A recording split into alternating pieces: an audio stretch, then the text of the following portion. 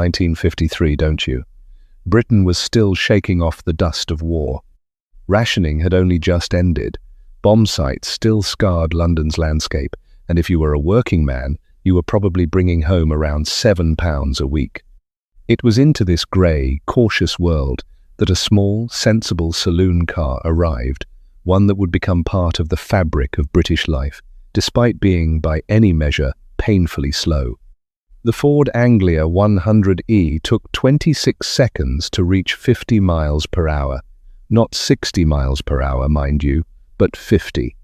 You could brew a pot of tea in less time than it took this car to reach what we'd consider modest highway speed today.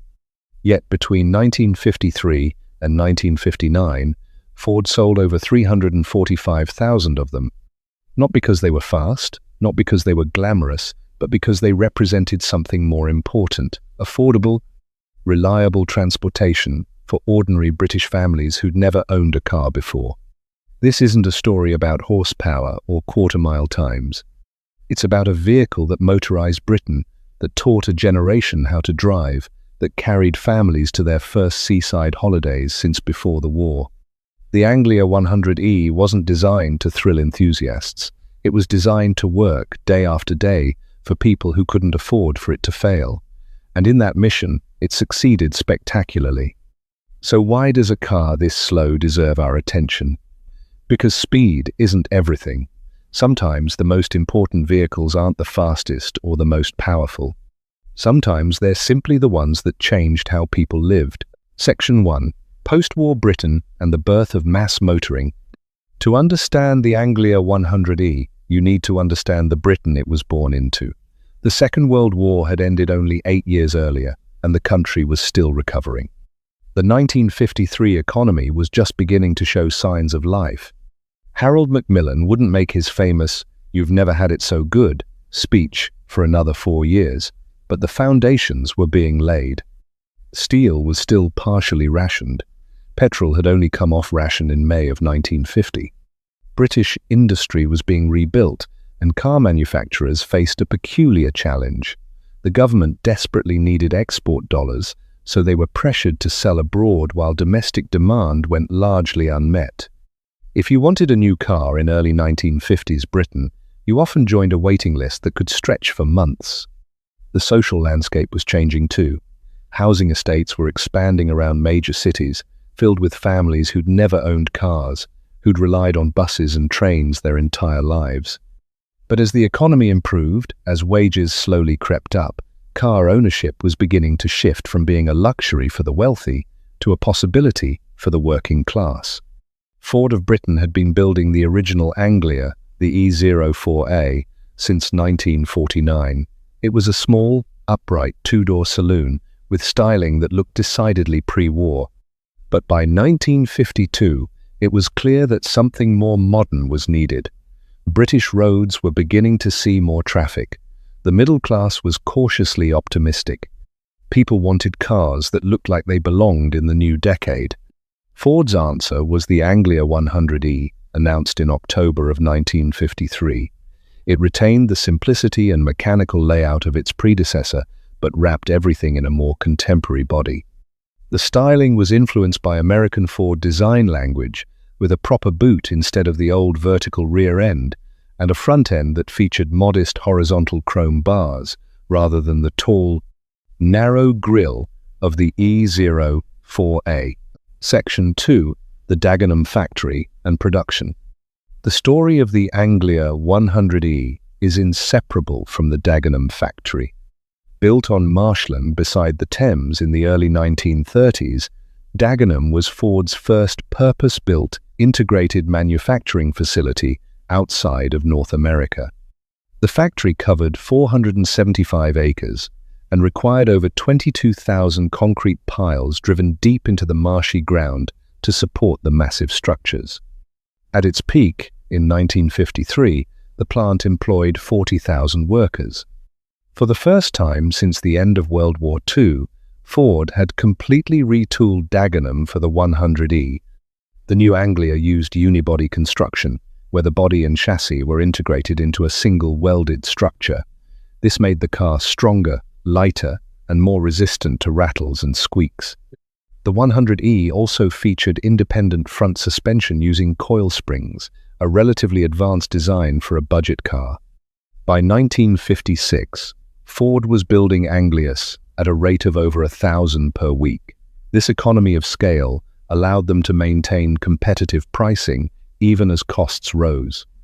The factory's vertical integration with its own steel production and component manufacturing gave Ford a cost advantage that smaller manufacturers couldn't match. Section 3. Mechanical specifications and engineering. Here's where we need to be honest about what you got for your money. The Anglia 100E used a side valve engine, a design that was already considered outdated by 1953 standards. The engine displaced 1,172 cubic centimeters, or about 71.5 cubic inches. This produced a modest 36 brake horsepower at 4,400 revolutions per minute. Let that sink in.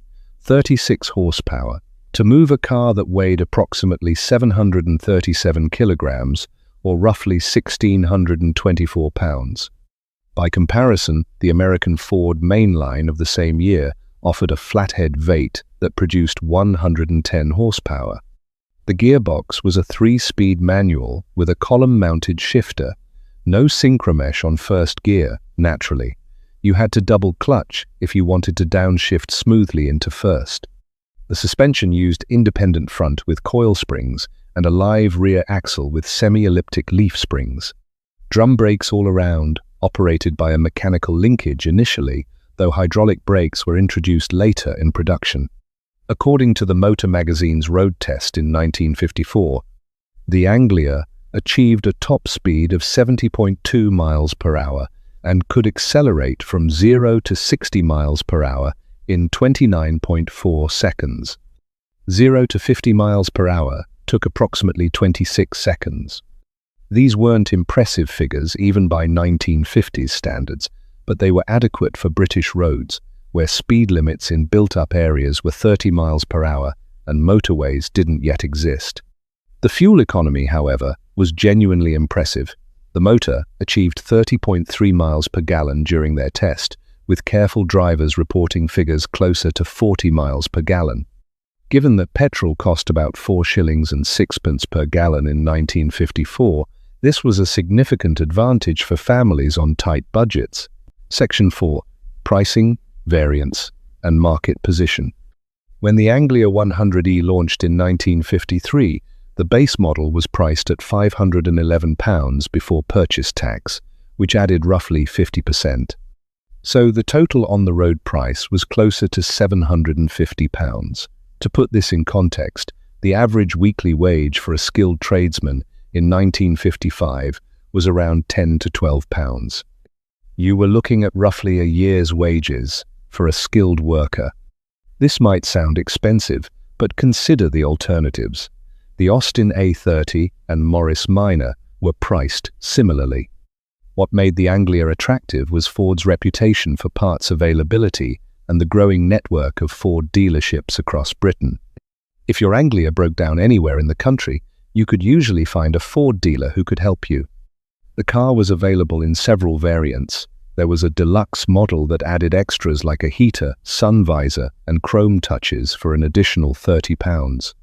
In 1957, the car received a facelift with a new mesh radiator grille, larger rear window, larger taillights, and chrome bumpers instead of painted versions.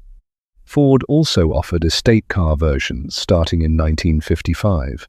The Escort Estate was based on the two-door Anglia, while the Squire variant featured wood trim down the sides. These were priced at around £630 before tax. Many buyers used hire purchase agreements, typically putting down a third of the price and paying off the rest over 2 or 3 years. A common arrangement would see you paying around £6 per month, which was significant but manageable for those with steady employment. Section 5. Living with the Anglia. Period road tests and owner accounts paint a consistent picture of the Anglia 100E. It was slow, yes, painfully slow by modern standards, and even somewhat slow by the standards of its day. but it was also incredibly tough and remarkably economical. The autocar tested an Anglia in January of 1954 and praised its easy handling and light controls. They noted that the steering was responsive despite requiring multiple turns and that the ride quality was acceptable for a small car. The brakes were adequate for the performance level. Visibility was excellent thanks to the upright design and large windows. You sat high, with a commanding view of the road ahead. The interior was Spartan but adequate for British expectations. 2 adults could sit comfortably in the front, and the rear bench could accommodate 2 more adults or 3 children. The boot could swallow a surprising amount of luggage thanks to its regular shape. Common complaints centered on the lack of power. Overtaking required planning and a clear road. Hills were tackled in second gear, often at speeds that wouldn't trouble a modern cyclist.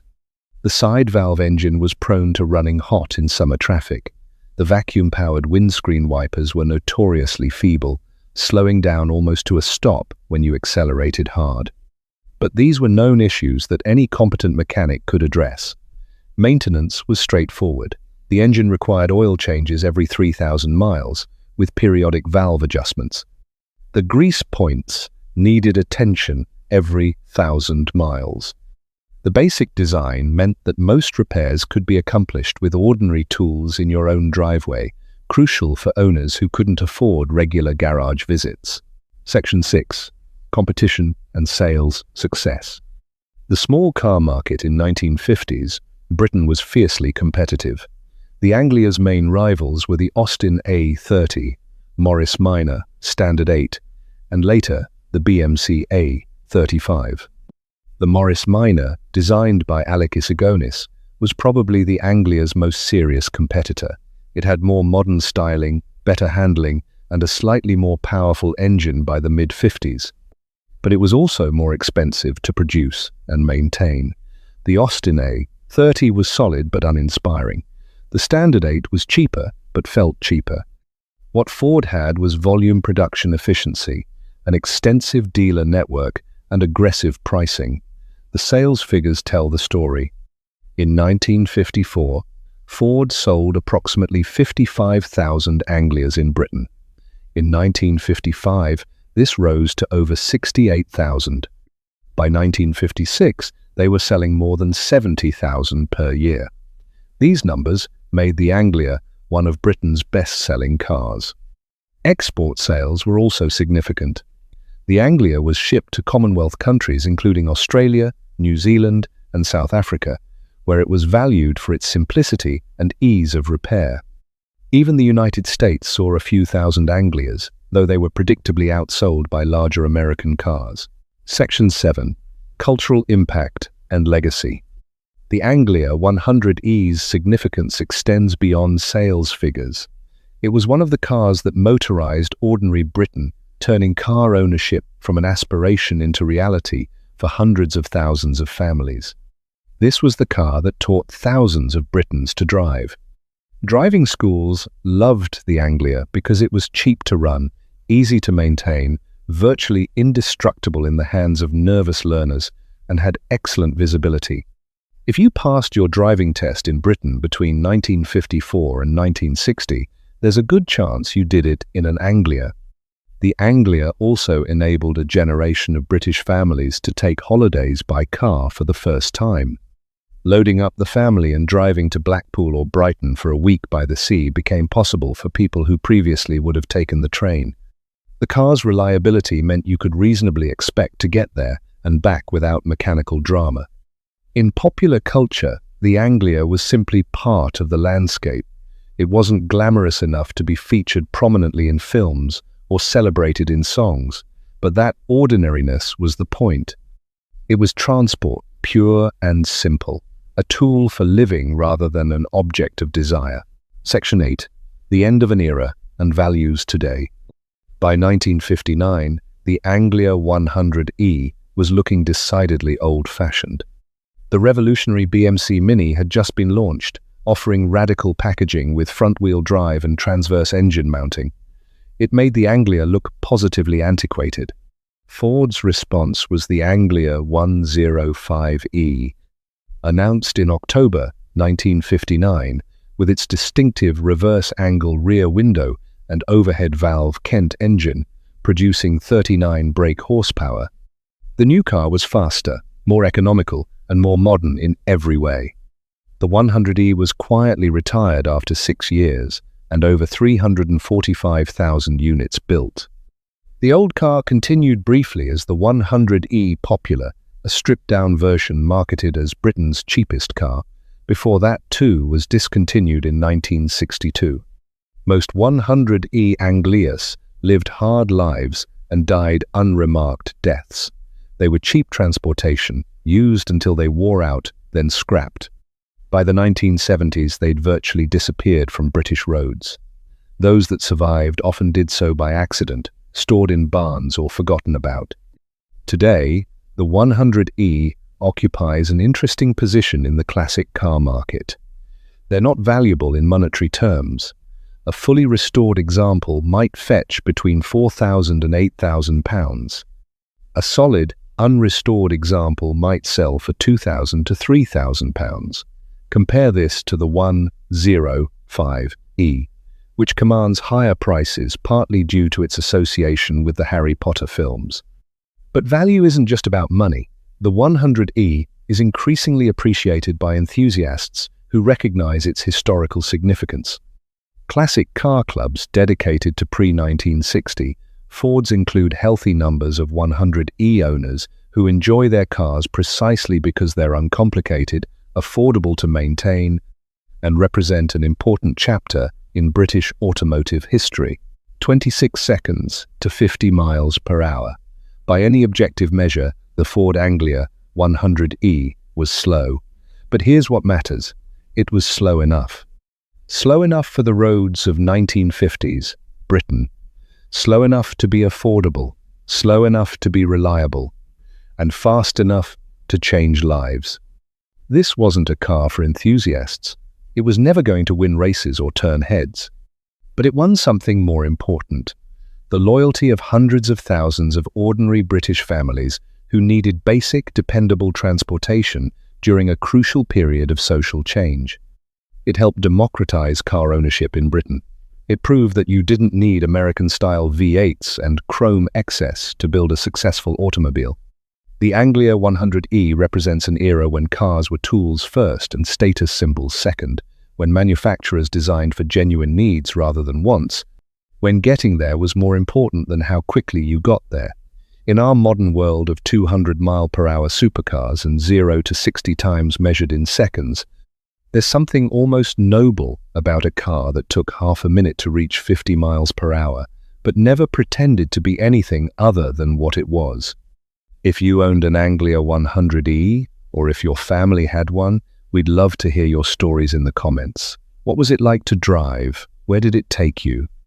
And, perhaps most interestingly, did that legendary slowness ever actually bother you, or was it simply part of the experience? If you've enjoyed this look at Britain's slowest bestseller, please consider subscribing to the channel and hitting that like button. We'll be exploring more of these forgotten but significant vehicles from automotive history, the cars that mattered not because they were fastest, but because they were there when they were needed.